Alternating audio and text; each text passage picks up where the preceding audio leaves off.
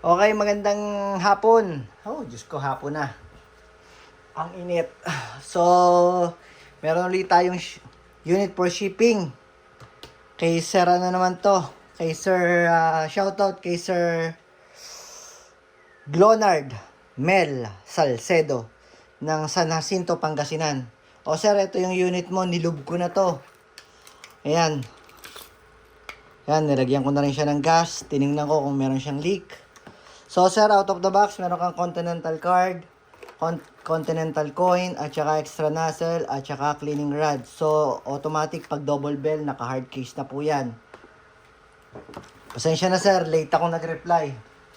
Meron kasing nagpaayos ng magazine, may leak yung magazine. Yung mga nagsisibili, parang awa nyo na, mag-search naman kayo dun sa unit ninyo. Diyos ko po. Nagtitinda na yung tao, nagagunsmith pa yung tao, tagagawa pa ng baril ninyo. Diyos ko po, all around, ano na tayo. Okay. Anyway, sir, ito yung unit mo, John Wick 4, Pit Viper ng double bell, Taran Tactical, ayan. So, full metal yung unit, full metal yung unit. So, ito sir, sa model nito is 303. Yung 303A kasi yun yung magaspang yung grip. Ito, medyo rubberized siya, ayan.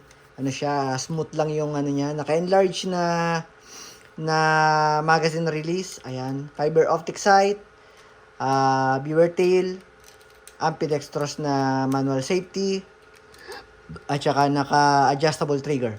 Tsaka meron na rin siyang under railings for accessory attachment, and naka-compensator na rin siya. Okay? So, test natin yung unit ni Sir Glonard. Ay, stress! Stress, sir. Huwag niyong bibitawan. Pag maglalagay kayo ng bibis, ha? Huwag niyong bibitawan. So, yung marireceive niyong bibis, Lancer Tactical po. Mas magandang klase yun, pero ganun na lang din yung presyo. Baka bukas pa ang dating ng iba kong gas at baka bukas pa yung dating ng iba kong bibis. Ayaw niyang umayos. Kailangan pag naglalagay kayo ng bibis, alternate pa zigzag para consistent and maganda ang accuracy. Nagugulo kasi yan sa rubber pagka hindi magandang pagkakalagay dito. So test natin yung unit ni sir. Adjust natin to.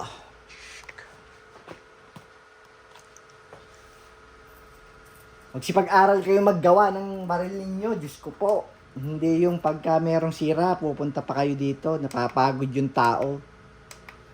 Sumusundo na sa anak, nag-ayos pa ng baril, nagtitinda pa ng baril. Okay, pasok natin sir. Malakas ang pasok ng magazine. Kasa, pitaw. Huwag i-baby ha. So, FPS test. 302. Kulang ata sa gas ha. Bakit ang baba? 320 yung isa. So, sir, ganito ang paglagay ng ng gas.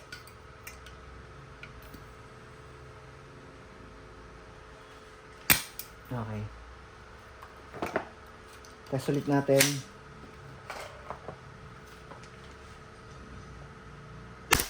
Ayun na. 320. So, out of the box, ganun talaga siya, 320. Kulang lang siya sa gas kanina, kaya nag 302 lang. Anyway, ubusin natin yung bala.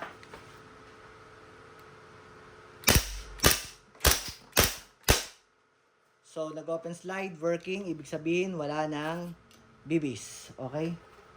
So, release agad ang magazine. Atake lang natin to. Baba natin yung yung slide catch. Bitaw. Then, rest the hammer by pressing the trigger. Maraming salamat, Sir Glonard. Thank you.